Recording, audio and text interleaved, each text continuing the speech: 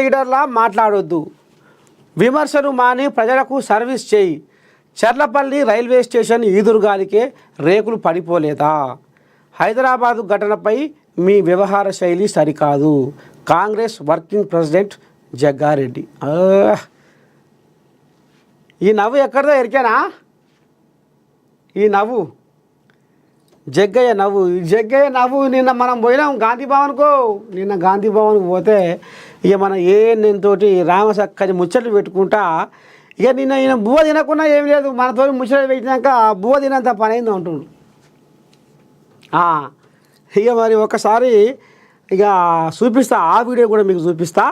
ఇక మరి కిషన్ రెడ్డిని ఇక బాగానే ఆర్చుకున్నాడు, కొడుతుంది. ఏమన్నాడు ఒకసారి ఇందాం.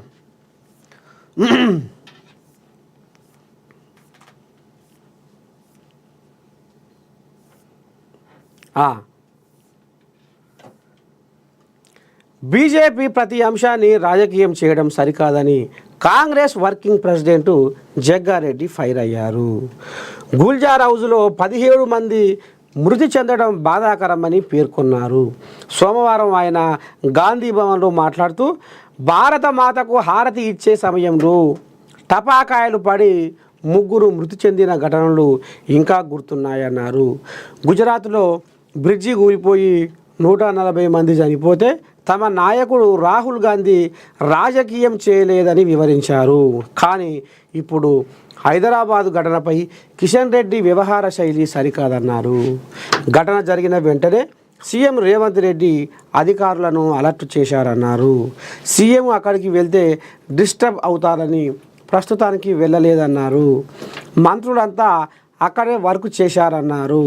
ఆ ప్రమాదంలో తన సన్నిహితుడు కుటుంబం కూడా ఉన్నట్లు జగ్గారెడ్డి ఆవేదన వ్యక్తం చేశారు. కేంద్ర మంత్రి హోదా మరిచి కిషన్ రెడ్డి గల్లీ లీడర్లా మాట్లాడటం సరికాదన్నారు. సమస్యలు ఉంటే సీఎంకు వివరించాలన్నారు. కానీ ఘటనపై ప్రభుత్వ రెస్పాన్స్ తీరును తప్పుపట్టడంలో అర్థం లేదన్నారు. చర్లపల్లి రైల్వే స్టేషన్లో వర్షం వస్తే రేకులు కూలిపోయాయన్నారు. కిషన్ రెడ్డి విమర్శలు మాని ప్రజలకు సర్వీస్ చేయడం నేర్చుకోవాలని ఇక జగ్గన్నకి ఈ రకంగా ఆంబాయం వెళ్ళవసుకుంటున్నా. ఇక ఏది కూడా రాజకీయం చేయొద్దు. మంచిని మంచి అనాలి, చెడుని చెడే అనాలి. ఇక మరి 17 మంది మరి అన్యాయంగా ఉత్తపుణ్యానికి పానాలు కోల్పోతే పాపం మరి ఆడికి సీఎం రాకపోయే.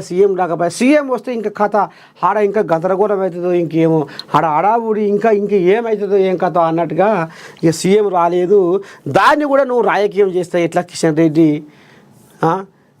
అనేది ఇక ఈయనే జగ్గన్న ఆంబాయ వెళ్ళబోసుకుంటుండు.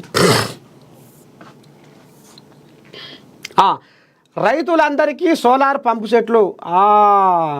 ఇక నాగర్ కర్నూలు జిల్లా మాచారం కాడ ఇక మరి బుడపోరగాళ్ళకు బయలు చదువుకునే పలకలు ఎట్టుంటాయి, అగో ఆ పలకల సోంటి పలకలు ఇస్తే ఆ పలకలల్లో ఈ ఎండకు సోలార్ తోటి ఇక మరి రేపు కరెంటు ఉత్పత్తి అయ్యే కథకు అమ్మిస్తారట.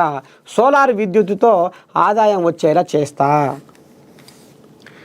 పండిన సన్నబియ్యం ప్రతి పేదవాడికి అందిస్తున్నాం. దేశంలో తెలంగాణ నెంబర్ 1గా మార్చినాం. వ్యవసాయాన్ని ప్రోత్సహిస్తున్న ఘనత మా సర్కార్దే. వరి వేస్తే ఉరే అనే పరిస్థితుల నుంచి వరి వేస్తే సిరి అనే పరిస్థితులు తీసుకొచ్చాం. రాష్ట్రంలోని ఆ 5-6 సన్నాసుల గురించి పట్టించుకోను. అదానీ అంబానీలతో పోటీ పడేలా ఆడబిడ్డలకు ప్రోత్సాహం ఉంటుంది. ముఖ్యమంత్రి రేవంత్ రెడ్డి సంచలన వ్యాఖ్యలు. ఇందిరా సౌరగిరి జల వికాసం పథకాన్ని ప్రారంభించిన సీఎం. జల వికాసం, ఇందిరా సౌరగిరి జల వికాసం. ఇగో సోలార్ విద్యుత్ పలకలతోటి కరెంటును ఉత్పత్తి చెయ్యాలి అనేది ఇప్పుడు కలలు కంటుండు రేవంత్ అయ్య. ఇక నిన్న మళ్ళీ కొత్త పథకానికి ఇక మరి శంకుబండ నాటి కొబ్బరికాయ కొట్టి ఇక మరి పథకాన్ని ప్రారంభం చేసిండట. అట్నే నల్లమల డిక్లరేషన్ను ఆవిష్కరించిన ముఖ్యమంత్రి. గిరిజన సంక్షేమానికి 12,600 కోట్లతో పనులు. 20 ఏళ్ళు అధికారంలో కాంగ్రెస్. బట్టి విక్రమార్క. పోడు భూములకు జలకళ మంత్రి సీతక్క. ఇక గతంలో ఇక మరి పోడు భూముల మరి ఎవరైతే ఆదివాసీ గిరిజనులు ఉన్నారో వాళ్ళని పట్టించుకొని కేసీరావు వాళ్ళ పాపము వాళ్ళ ఉసురు పంచుకుంటే మేము ఇవాళ పోడు భూములకు పట్టాలతో పాటు పోడు భూములలో పంటలు పండించే మరి కార్యక్రమాన్ని మేము ముందుకు తీసుకుపోతున్నాము అనేది ఇప్పుడు కాంగ్రెస్ వాళ్ళు చెప్పుకొస్తున్న ముచ్చట.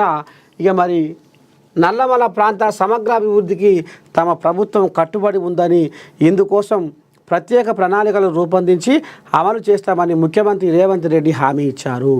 పోడు భూముల వ్యవసాయానికి అనుకూలంగా మార్చే దిశగా చర్యలు తీసుకుంటున్నామని ఆయన తెలిపారు. నాగర్ కర్నూలు జిల్లా అమరాబాద్ మండలం మాచారం గ్రామంలో జరిగిన కార్యక్రమంలో ముఖ్యమంత్రి ఇందిరా సౌరగిరి జల వికాసం పథకాన్ని లాంఛనంగా ప్రారంభించారు. ఇదే వేదికపై నల్లమల డిక్లరేషన్ను కూడా ఆయన ఆవిష్కరించారు. అనంతరం నిర్వహించిన బహిరంగ సభలో ప్రసంగించిన సీఎం రేవంత్ రెడ్డి నల్లమల డిక్లరేషన్ ద్వారా గిరిజనుల సంక్షేమానికి 12,600 కోట్లతో అభివృద్ధి పనులు చేపడతామని ప్రకటించారు. ఒకప్పుడు వెనుకబాటుకు నిలయంగా ఉన్న నల్లమల ప్రాంతం నుంచి ముఖ్యమంత్రి హోదాలో మాట్లాడటం గర్వకారణంగా ఉందని, తన గుండె ఉప్పొంగిపోతుందని ఆయన అన్నారు. తాను పాలమూరు నల్లమల ప్రాంత వాసినని సగర్వంగా చెప్పుకుంటానని, కాంగ్రెస్ పార్టీని ఆదరించిన ఈ ప్రాంత ప్రజల రుణం తీర్చుకుంటానని స్పష్టం చేశారు. పోడు భూములపై